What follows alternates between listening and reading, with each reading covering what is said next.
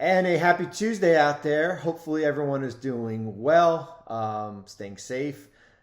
We are going to do a video on cash considerations, the two most popular words that people in the finance department for teams love. Cash considerations here. And before we do so, we are going to have the annual trade guide come out next Tuesday. Will be the Eastern Conference. Wednesday will be the Western Conference. It is, I think I'm at 15,000 words right now, and I'm just finishing Utah. And then I've got to do a little bit of the Washington Wizards. But what to watch, who can and can't be traded, salary cap information, one trade we'd like to see, front office history, basically everything you need to know leading up to the trade deadline.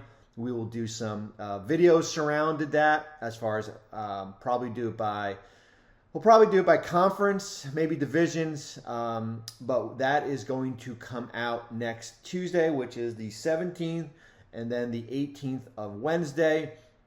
We will have an updated version of the roster breakdowns that we had, basically the big questions front offices have to ask. On Sunday, because that is the date when trade restrictions on Zach LaVine and Bradley Beal and players like that are lifted here. But Hoop in the Hoop Collective column that Brian Windhorst puts out every Tuesday, this week is featured on LeBron and the value, or I guess lack of value, of first-round picks for LeBron. Great article to read about. I chipped in about 500 words on cash considerations here, and kind of thought of the idea, I guess Friday. Noah Vonleh gets traded on Thursday. We didn't do a video. We used a whiteboard behind me. And I'm thinking, all right, what are we to write about for Tuesday here? And I'm thinking, everybody's talking about cash. How does it work? Why did Boston do the deal? We didn't do a video here. So I said, you know what, let's whip up about 500 words on cash considerations based on a little bit on the Vonleh trade and why teams value it so much here. So a couple ground rules when we're talking about cash considerations, right? Every team this year has $6.36 million to send or receive, two separate transactions in a deal. You are capped at that amount. That amount increases starting July 1. It replenishes. So basically you go from July 1 to June 30th as far as $6.36 million. When July 1 comes, that gets replenishes. We're projecting at right around $6.9 million. It's based on the increase in the salary cap. So for this 12 months that started on July 1, $6.4 million to send out or receive. Two separate transactions. So, example, when Oklahoma City and Houston made the big trade that nobody is left on the roster, Derek Favors, and I think there was Sterling Brown in that group. Oklahoma City sent the Rockets the full amount, 6.36. Basically, it offset the salary between the players that were being sent to the Rockets and the players that were coming back to Oklahoma City. The Thunder are not allowed to trade any more money during the season. Okay, so if there's a deal at the deadline and Sam Presti has to put cash in, he is not allowed. However, there is a little bit of a loophole come the night of the draft. If Oklahoma City and Sam Presti want to buy a second-round pick for $1 million, they can have a handshake agreement, and the deal can be consummated on July 6th when the new calendar year starts over. So there is a little bit of a loophole when you get closer to the draft in June, just because the new calendar year is about to start July 1. We've seen that a lot here. So a couple principles as far as how cash is involved, right? Three different ways. We saw it in the Bojan Bogdanovic trade from Detroit to Utah. From Utah to Detroit. Detroit sent Kelly Olynyk and Saben Lee to Utah for Bogdanovic. Part of the deal, the Jazz had to take Saban Lee. The Pistons added $1.75 million in cash that paid for Saban Lee's contract. He was eventually waived. So that's one of the way that it happens.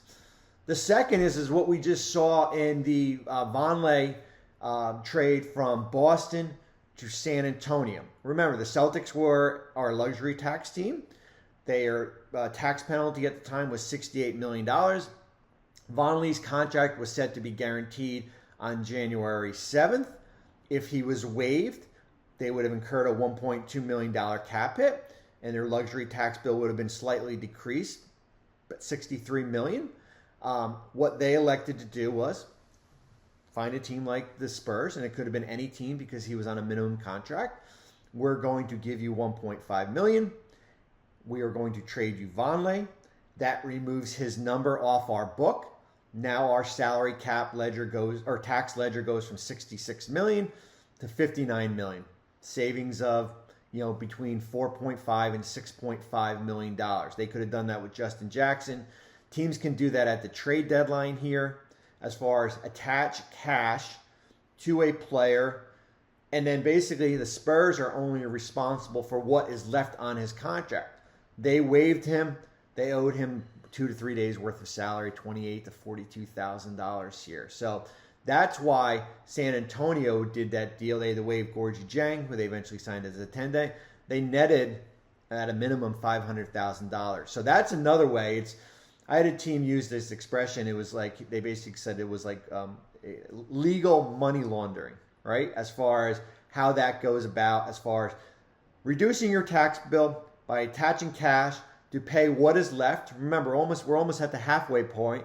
So a guy like Russell Westbrook's $47 million contract is probably $25 million right now. You attach cash to reduce your luxury tax bill, and a team for basically doing nothing, makes money off it. It gets a little bit richer when we get guys with guaranteed contracts because you are taking on that full amount. So that's another way to do it. That's number two. The third way is the draft. We've seen it. I'll scroll down here. We saw it last June. Teams spent $8.4 million to buy six second-round picks. We see it very common the night of the draft. The Lakers paid $2.2 million for Max Christie, the rights to Max Christie from Orlando. We saw, I think 3 or 4 years ago, Cleveland paid, I think, the full amount of cash allotted at the time for Kevin Porter Jr. along with draft picks. So we see it the night of the draft, teams buying draft picks. So right around $8.4 million was spent last year. It's another way of using cash to buy draft picks. What do teams do with the cash, right? You can do anything, right? As long as you're not giving it back to your own players. For example, I think it was 2003 or 2004, we traded the 51st pick in the draft to Philadelphia. We got $125,000 back. Unfortunately for us, that turned into Kyle Korver. Good thing for Philadelphia. It turned into Kyle Korver, but we wound up taking that money, and I think we paved our parking lot at our practice facility. We bought a couple copy machines, a fax machine, office supplies.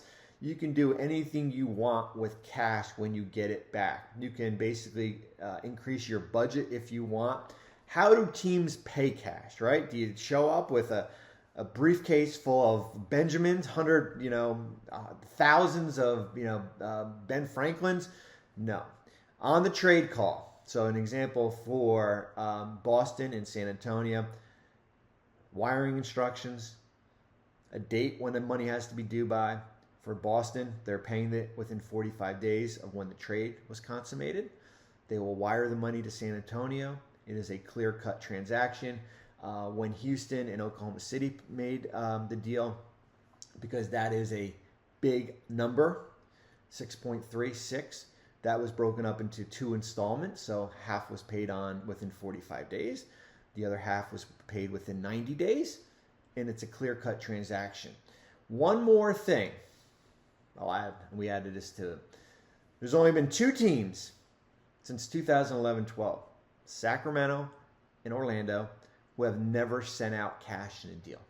And there's only one, the Los Angeles Lakers, who have never received cash in a deal in that time period. And you want to know what the team is that has sent out the most cash in the last 11 years? The Oklahoma City Thunder. And a lot of that has to do with during the period with Durant, Westbrook, Harden, when they were in the luxury tax for the foreseeable future, reducing their tax bill, buying draft picks. But the Thunder are the team, right around $28 million they've spent sending out money in cash in deals. So that is your education on cash transactions, cash considerations. Bookmark this video so when you see a deal in February, you're thinking, why would a team send $3 million to another team? Hopefully everyone is having a good day. Take care. Thanks for watching ESPN on YouTube. For live streaming sports and premium content, subscribe to ESPN+.